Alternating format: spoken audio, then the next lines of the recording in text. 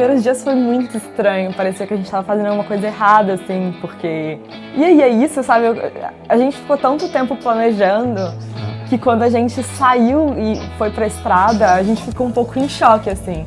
E aí depois do terceiro dia a gente não lembrou como era antes.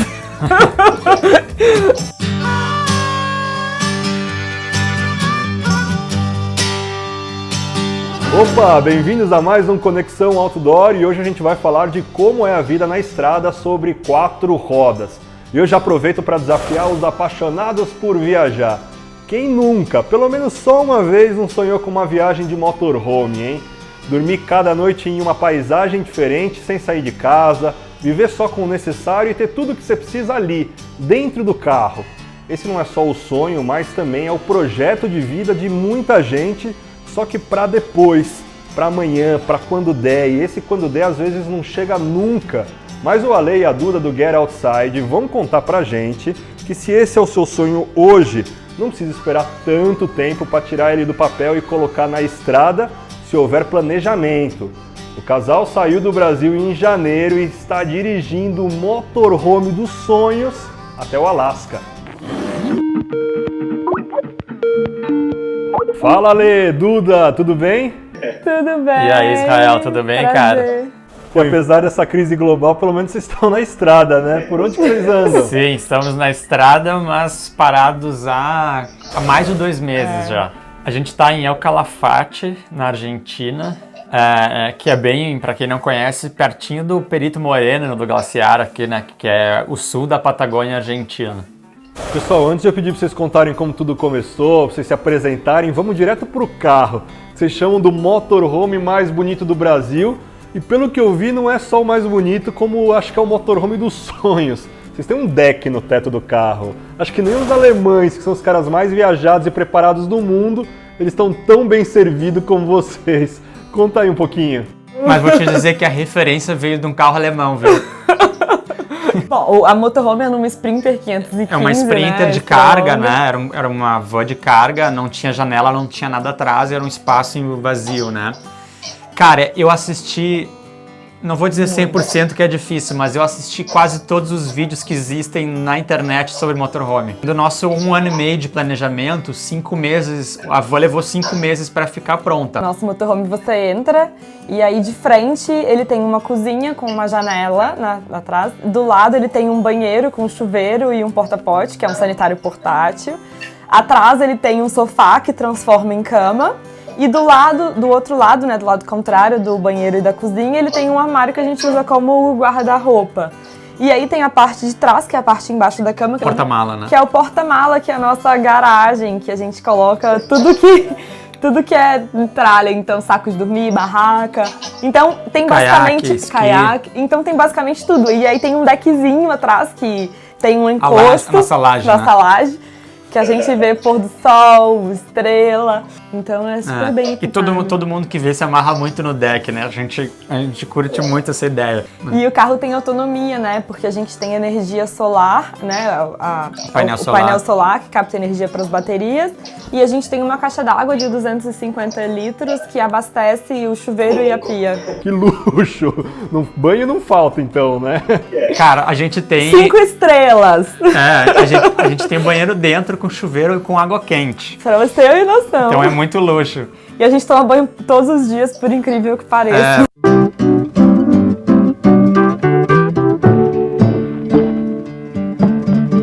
Bom, agora sim, se apresentem aí. Como que tudo começou? Como nasceu essa história, esse sonho todo? Nós dois éramos advogados antes, então uma profissão super formal e tal. E a gente decidiu, eu já tinha quase saído algumas vezes do meu escritório para viajar por um período longo. Mas sempre tem alguma coisa que te prende, né? Parece. E aí a gente começou a namorar, né? A gente está 2 anos, foi 1 ano e meio planejando. Então com 6 meses de namoro a gente já estava debatendo isso, né? Sim. Cara, o que a gente vai se arrepender quando a gente olhar pra trás, assim, né? Chegar com 80, 90 anos. E não seriam as longas horas que a gente passou virando noite, trabalhando. Mas que vocês aprendem a pilotar drone na faculdade de Direito, a filmar, a fotografar? A gente mal aprende a ser advogado na faculdade de Direito. Não, cara, assim, foi a parte de produção de conteúdo, assim, foto, é uma paixão antiga minha. Eu sou um lado mais criativo, assim, de pensar nas coisas, e o Ale é mais das fotos, dos vídeos, então acho que casou bem. E foi tudo aprendendo na prática e na internet, né? Nunca foi uma profissão nossa, a gente sempre foi, né, advogado, sempre foi a nossa carreira. E vem cá, vocês se consideram viajantes profissionais? Porque não são só as fotos e os vídeos lindos que vocês fazem, mas vocês monetizam esses conteúdos, né? Gerando receita, rentabilizando a viagem, que é o sonho de muita gente que realiza o sonho de conseguir viajar por tanto tempo assim. Eu acho que sim, né? Uma outra coisa, se vocês se consideram youtubers? Eu acho que sim, cara. Assim, a gente planejou muito financeiramente, economizou bastante, né, para ter as nossas economias para viajar tranquilo. Ou quando voltar para o Brasil, ou quando tiver uma emergência, a gente teve esse privilégio de trabalhar e conseguir juntar isso. A gente tem total consciência desse privilégio que a gente tem. Mas a gente já conseguiu rapidamente monetizar ao ponto de... Assim, a gente gasta menos do que gastava em São Paulo, né? Um estilo de vida mais barato. E a gente conseguiu monetizar aí com o blog, a gente tem uma loja de quadros, né? Assim, pra mim, especialmente, acho que para a Duda também, o dinheiro não é um tabu, a gente fala abertamente sobre isso e respeita quem não gosta de falar quanto ganha e tal. Até para ajudar outras pessoas que querem viajar e viver assim, então, assim, por isso que a gente fala sobre isso, na verdade, porque a gente tá se expondo, né? A gente fala isso porque a gente falou, nossa, quando a gente queria planejar esse projeto, a gente sentiu falta de saber mais sobre isso. Então o objetivo foi ajudar as pessoas que querem fazer o mesmo. Não é fácil ganhar dinheiro viajando, né? Tem muito trabalho por trás. Aqui quando a gente está de quarentena, por exemplo, eu passo o dia inteiro editando foto, vídeo, eu trabalho o dia inteiro, todos os dias. Né? Não é ganhar dinheiro dormindo, aquela coisa toda, assim. O conteúdo ele é legítimo, é bem a nossa experiência, mas a gente quer também tornar isso financeiramente um estilo de vida. O né? conteúdo é a consequência da viagem, né? E não o foco da viagem. E mostra muito como o ser humano é adaptável, né? 2 advogados que, enfim, trabalhavam sentados no escritório e agora a gente tá aí todo dia pensando em produção de conteúdo, em criatividade. Então tá sendo bem legal, assim, pra gente. E aí? Tudo pronto, e agora? Qual que foi o itinerário de vocês até agora? A gente passou pelo sul do Brasil porque a gente queria ver se o motorhome estava funcionando, fazer meio que uma viagem teste curta. E aí a gente foi para o Uruguai, foi o nosso primeiro país assim fora do Brasil. A gente percorreu a costa do Uruguai, foi super legal, nós adoramos, acho que a gente fez em umas 3 semanas, né? Depois a gente cruzou de balsa até Buenos Aires, então aí a gente entrou na Argentina. A gente cruzou a Argentina até chegar em São Martín de los Andes, que é já aqui na Patagônia. A gente fez a Rota dos 7 Lagos, né? Ali é a região de Bariloche, que é um negócio incrível. Surreal. Foi uma experiência fantástica, assim. A gente começou a usar o nosso caiaque mais, né? Aquela Muito legal. paisagem de montanha, lago de geleira e tal, foi muito legal. E aí a gente cruzou para o Chile para percorrer a carretera austral de motorhome, que foi incrível, assim, é um lugar mais lindo do que o outro. Para quem gosta de trilha, vale muito a pena. E aí a gente desceu a carretera austral e a gente cruzou para cá para subir pela Rota 40 e continuar a nossa viagem. E aí foi aí que veio o coronavírus. O nosso plano, até o nosso projeto, era fazer o Alasca, o Ushuaia ao Alasca, né? Os extremos aí. Então a gente desceu a carretera austral, cruzamos de volta para a Argentina, chegamos em El Calafate, mas com toda essa situação a gente está achando que vai ter que cortar essa parte, porque é muita fronteira, né? Teria que cruzar Chile e Argentina 2 vezes aí. Então talvez o nosso roteiro, a parte mais ao sul, seja aqui em El Calafate, a gente ainda está avaliando essa possibilidade.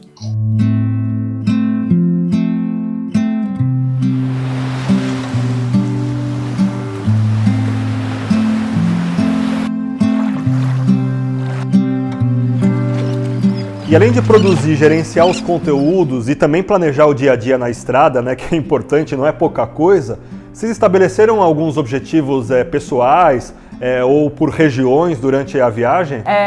Nessa quarentena eu tô fazendo curso de formação de yoga, que sempre foi uma coisa que eu tinha muita vontade de fazer. Eu tô concluindo agora nesse mês, tá sendo bem legal. E a gente tinha, assim, uma lista de objetivos por destino. E o Ale gosta muito de esquiar também, eu esqueci de falar, então a gente fez o... Tem o esqui também, né? Eu esquio. E eu trouxe ele porque o nosso plano era chegar nos Estados Unidos no inverno. E aí sim, eu falei pra Duda, cara, eu quero esquiar 2 meses, fazer isso. E a Duda assim. que gosta de praia vai sofrer. Mas acho que o lado bom de morar em um motorhome é que obrigatoriamente a gente passa muito tempo fora de casa. E todo mundo pergunta pra gente, nossa, mas como que é morar em 7 metros quadrados? Eu falo, gente, a gente tem o quintal é o mundo, né? Então a gente sempre tá fora, a gente passa o dia inteiro fora, fazendo trilha, trabalhando. Bom, por conta da quarentena na Argentina, o Ale e a Duda estão com o motorhome estacionados e estão usando o Wi-Fi de um hostel para gravar essa entrevista com a gente. Mas casal, antes da pandemia, como que era normalmente a rotina de vocês na estrada? Conta pra gente como que era um dia normal antes dessa crise começar. A gente geralmente acorda logo depois do nascer do sol. Aqui o sol tá nascendo 9 horas, então a gente tá podendo acordar mais tarde. A gente desfaz a cama, faz o café da manhã, toma o café da manhã na van e aí geralmente a gente faz alguma atividade física. E a estrada a gente acaba tentando fazer. A gente geralmente dirige durante o dia, raramente a gente dirige durante a noite. 2 vezes só. Então, quando a gente vai dirigir, ou a gente dirige de manhã, ou se a gente tá num lugar muito incrível, a gente acorda com calma, aproveita o lugar, e aí logo depois do almoço a gente cai na estrada. Bom, vocês sabem que o povo gosta de tragédia, né? Já teve muito perrengue aí nesses primeiros meses de estrada? Furou um pneu, arregaçou o nosso pneu. Aí que a gente foi descobrir, não tinha chave de roda, né? Falha nossa, esquecemos da chave de roda. E o step tava vazio.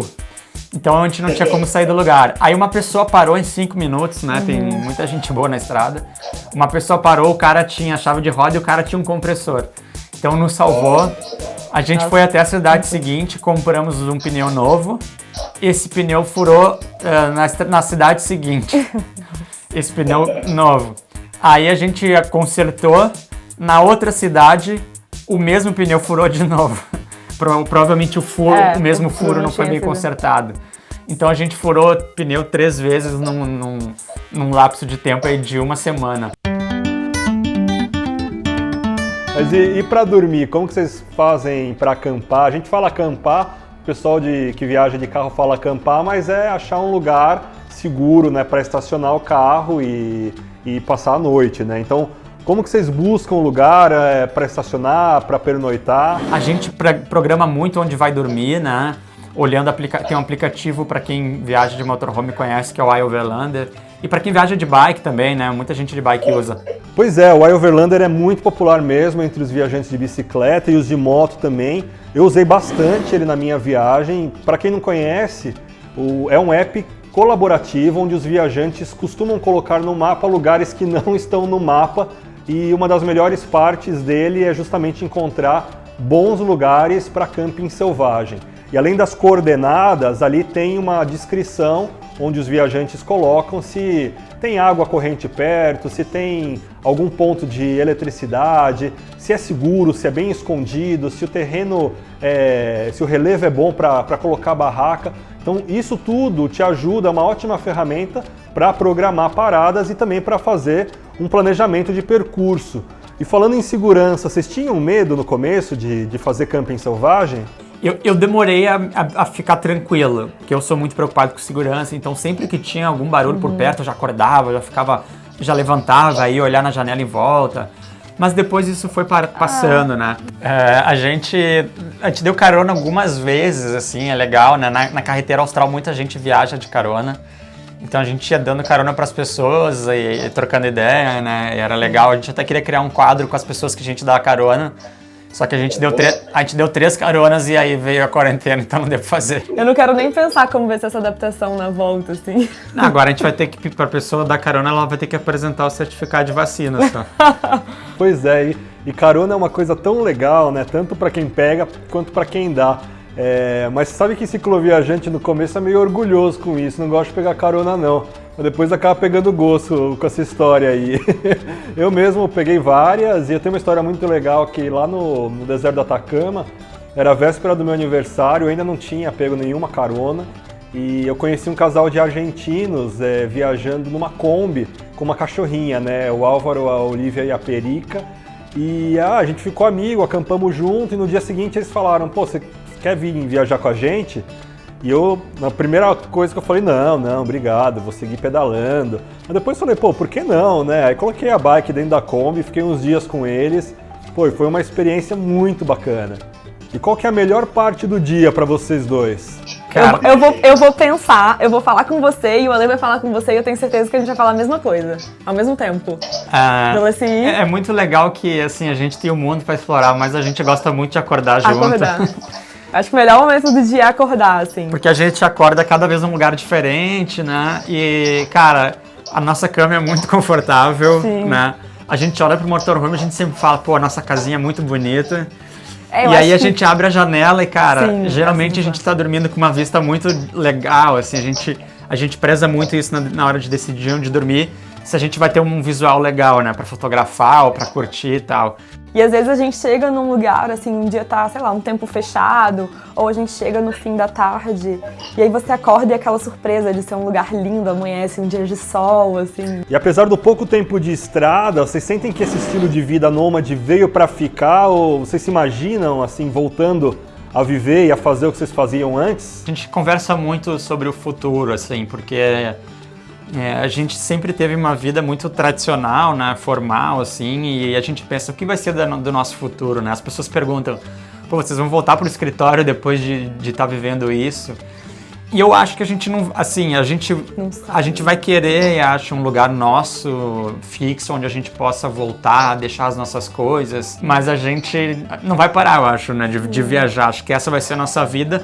Mas a gente não acho que não vai ser para sempre um motorhome, sabe? A gente quer ter etapas. Até por isso a gente não falou que a gente estava saindo para uma volta ao mundo de motorhome. A gente vai fazer as Américas. Depois disso a gente vai ver, pô, não, vamos seguir de motorhome, ou vamos fazer de bike, ou vamos fazer de moto, vamos fazer de caminhão.